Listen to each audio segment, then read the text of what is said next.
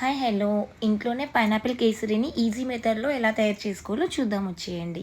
ముందుగా కుంకుమ పువ్వుని కొద్దిగా క్రష్ చేసుకొని గోరువెచ్చని పాలు పోసి పక్కన పెట్టుకోవాలి. పైనాపిల్ని చిన్న చిన్న ముక్కలుగా కట్ చేసుకొని మెత్తని పేస్ట్లా బ్లెండ్ చేసుకోవాలి.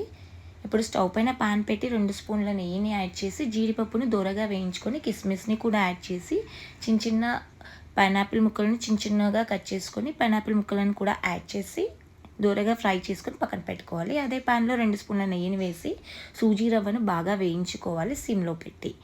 మెత్తగా పేస్ట్ చేసుకున్న పైనాపిల్ని కూడా యాడ్ చేసి కొద్దిగా వాటర్ని యాడ్ చేసి రవ్వని ఉడకనివ్వాలి. రవ్వ ఉడికిన తర్వాత చక్కెరను యాడ్ చేసుకోవాలి. నేనైతే 1 కప్పు షుగర్ని యాడ్ చేశాను. మీ టేస్ట్కి తగ్గినట్టు మీరు యాడ్ చేసుకోవచ్చు. ఇప్పుడు 2 స్పూన్ల నెయ్యిని కూడా వేసి బాగా కలుపుకోవాలి.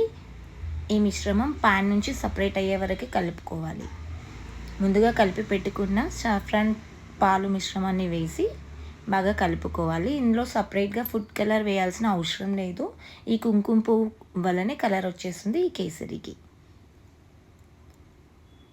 రవ్వ ఉడికి నెయ్యి పైకి తేలుతుంది. ఇప్పుడు ముందుగా వేయించి పెట్టుకున్న డ్రై ఫ్రూట్స్ని కూడా వేసి కొద్దిగా ఇలాచీ పౌడర్ని యాడ్ చేసి బాగా కలుపుకుంటే మన టేస్టీ పైనాపిల్ హల్వా రెడీ.